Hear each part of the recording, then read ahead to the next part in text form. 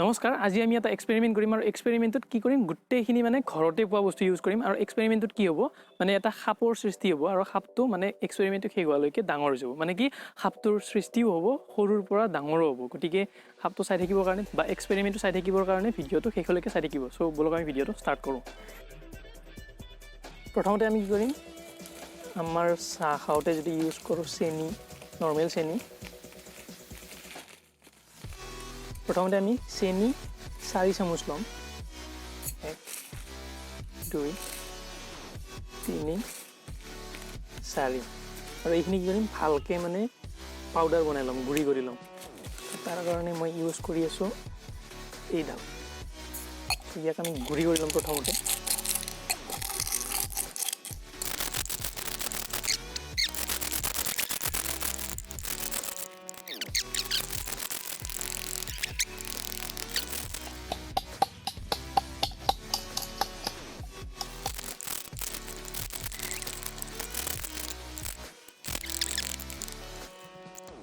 চেনিখিনি আমাৰ গুড়ি হৈ গ'ল এবাৰ আমি কি কৰিম এইখিনি বেকিং সোডা মানে আমাৰ ঘৰত যেটো সোডা খাৰ ইউজ কৰো আঞ্জাত দিয়াৰ কাৰণে এটো 1 চামুচ লম লৈ ধুনিয়াকে মিক্স কৰি দিম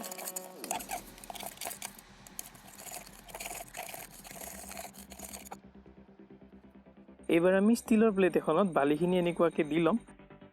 মোৰ তাত ষ্টিলৰ প্লেট আছিল সেই কাৰণে মই ষ্টিলৰ প্লেট ইউজ কৰি আছো আপোনালোকে বেলেগ পাত্ৰ ইউজ কৰিব পাৰে আৰু এইখিনি কেৰোচিন আৰু পেট্ৰল মই মিক্স কৰি লৈছো যাতে মানে জুইখিনি বেছি সময়লৈকে থাকে আৰু ভালকে যাতে লাগি থাকে তাৰ কাৰণে মই মিক্স কৰি লৈছো আপোনালোকে অকল কেৰোচিন বা অকল পেট্ৰল বা আপোনালোকৰ তাত যদি পিওৰ এলকহল আছে সেইটো লব পাৰে এবাৰ আমি যোনখিনি ঠাইত মানে তেলখিনি ঢালি দিলো তাৰ ওপৰত আমি কি কৰিম আমাৰ যিখিনি মিক্সাৰ আছিল সেই মিক্সাৰখিনি ওপৰত ঢালি দিম আৰু এতিয়া আমি ইয়াত জুই লগাই দিম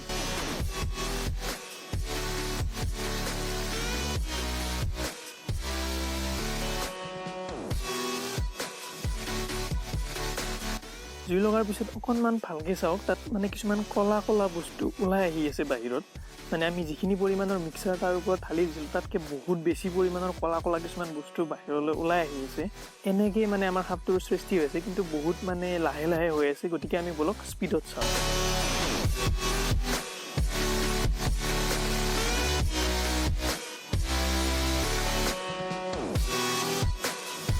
সাপটো পুৰা লাহে লাহে ডাঙৰ হৈ গৈ আছে আৰু ইয়াৰ মানে এখন মুখৰ ঠাইত তিনিখন মুখ হৈ গ'ল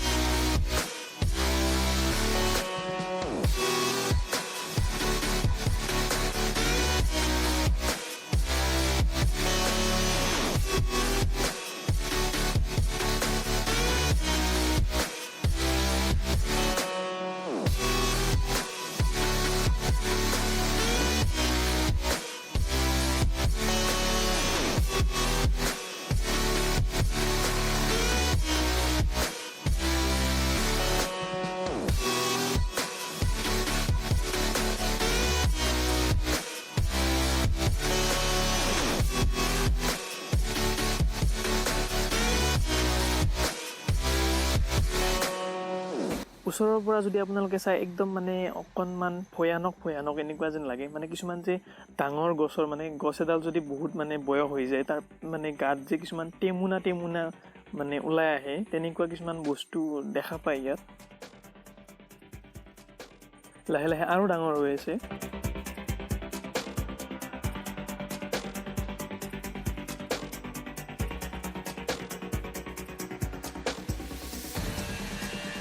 তলৰ ফালে ভাঙি গ'ল কিন্তু আমাৰ যিখিনি মিক্সাৰ আছিল এই মিক্সাৰখিনি শেষ হোৱা নাই গতিকে আমি ইয়াত অকনমান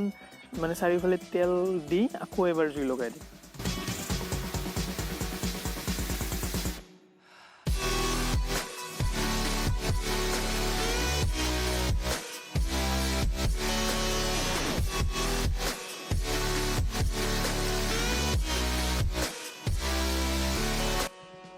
এইয়া চাওক আকৌ ওলাব ধৰিছে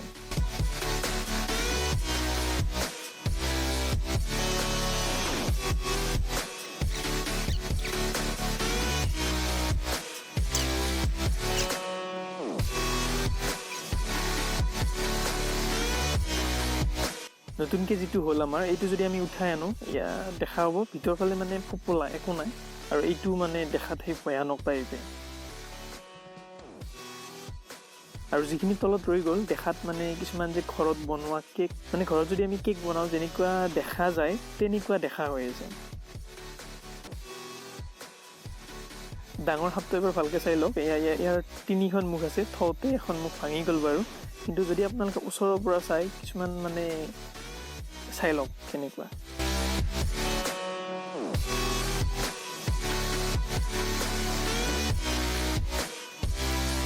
এতিয়া বলক আমি ইয়াক ভাঙি চাওঁ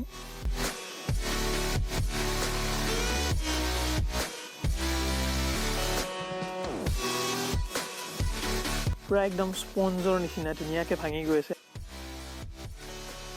আৰু গোটেই ভাঙি দিয়াৰ পিছত ইয়াক একদম মানে কি বুলি কওঁ কিছুমান শুকান গোবৰ যেনেকুৱা দেখি তেনেকুৱা দেখা হৈ আছে চ' এইটোৱে আছিল আমাৰ সাপ আমাৰ যিটো সাপৰ সৃষ্টি হ'ল সেই সাপটোৰ কি হ'ল মুখ এখনৰ ঠাইত 3খন হৈ গ'ল কাৰণটো কি প্ৰথমতে মানে 3ফালে গুচি গ'ল আৰু সেইকাৰণে মুখ তাৰ কি হ'ল 3খন হৈ গ'ল ৰিয়েকশ্যন কেইটা এনেকুৱাকৈ হয় প্ৰথমতে যেতিয়া চেনিখিনি জুই লাগে তাৰ পৰা কি হয় কাৰ্বন ডাই অক্সাইড আৰু পানীৰ বাষ্পৰ সৃষ্টি হয় আৰু তাৰ কিছু অংশত মানে কি হয় হিট হয় কিন্তু পৰ্যাপ্ত পৰিমাণে অক্সিজেন নোপোৱাৰ কাৰণে কি হয় জ্বলি নাযায় থাৰ্মেল ডিকম্পজিশ্যন হৈ যায় আৰু যেতিয়া থাৰ্মেল ডিকম্পজিশ্যন হয় তাৰ ফলত সলিড কাৰ্বন আৰু ৱাটাৰ ভেপৰৰ সৃষ্টি হয় তাৰপিছত বেকিং সোডাখিনিও থাৰ্মেল ডিকম্পজিশ্যন হৈ যায় আৰু তাৰ ফলত কি হয় সলিড সোডিয়াম কাৰ্বনেট ৱাটাৰ ভেপৰ আৰু কাৰ্বন ডাই অক্সাইড এই তিনিটাৰ সৃষ্টি হয় আৰু এই গোটেই ৰিয়েকশ্যনটোত সলিড কাৰ্বন আৰু সলিড সোডিয়াম কাৰ্বনেট এই দুটা লগ লাগি সাপটো তৈয়াৰ কৰে আৰু কাৰ্বন ডাই অক্সাইড আৰু পানীৰ বাষ্পই সাপটোক ওপৰ ফালে যোৱাত সহায় কৰে আৰু এনেকৈ আমাৰ সাপটোৰ সৃষ্টি হয় চ' ভিডিঅ'টো যদি ভাল লাগে লাইক কৰি দিব শ্বেয়াৰ কৰি দিব আৰু লগতে চেনেলটো ছাবস্ক্ৰাইব কৰি দিব ধন্যবাদ জয় অসম